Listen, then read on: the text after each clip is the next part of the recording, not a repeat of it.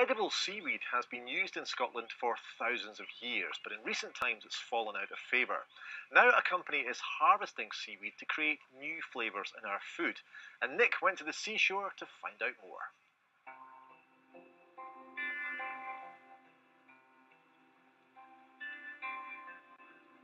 Despite a long history of use in Scotland and a well-established role in folklore and traditional medicine, seaweed is not an ingredient you currently find in many kitchens, but all that may be about to change.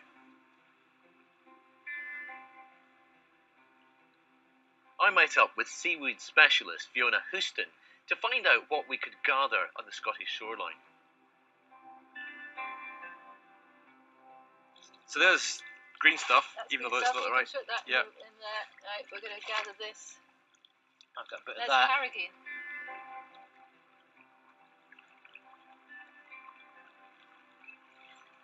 We're going to sort it out into species, and we're going to find the ones that are edible and tasty. There should be about 5 or 6 in here.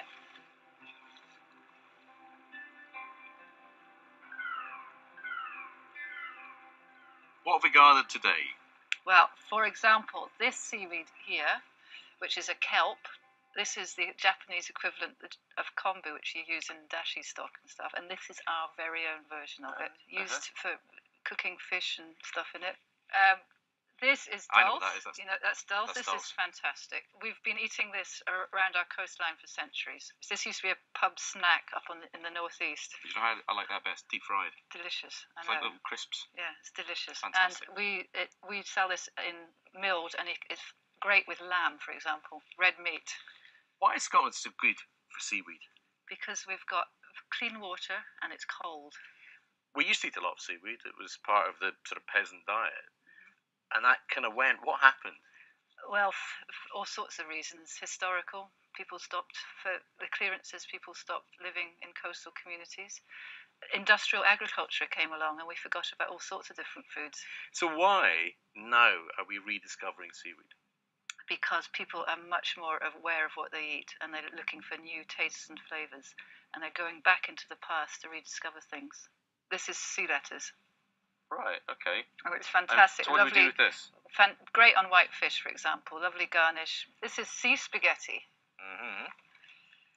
And is that edible? That's edible. Really? You can just mix that with normal spaghetti, fresh. Yeah. And tasty. Yeah. So we really do genuinely have a large variety of different sea vegetables / seaweed. Yeah. What on earth are you going to do with these? Well, I'm going to take them back to our drying hub, and I'm going to dry them, and then we mill it into a flake, and we sell it as a seasoning.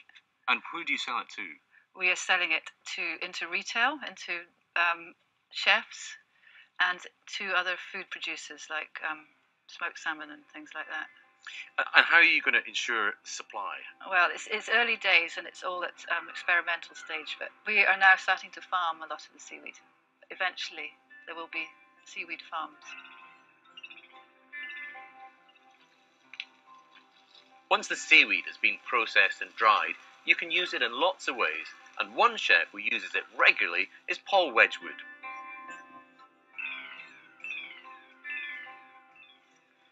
Paul, that is delicious. What have we here? Here we have a seaweed extravaganza. We've got a mash that's been made with shoni flakes.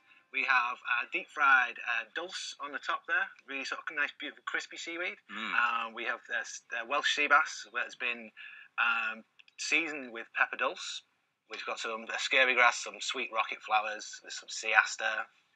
So this is the shoreline on a plate. Absolutely, yeah. This is like the taste of Scottish shoreline.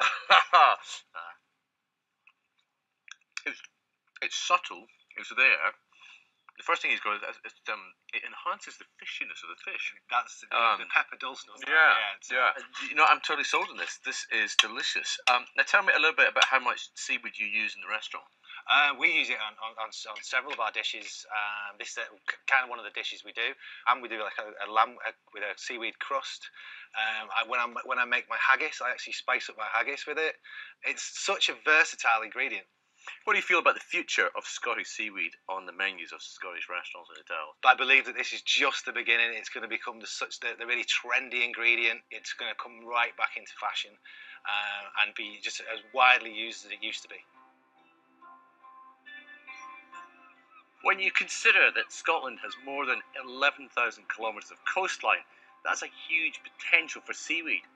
And with a renewed interest in wild foods, eating seaweed is making a long overdue comeback.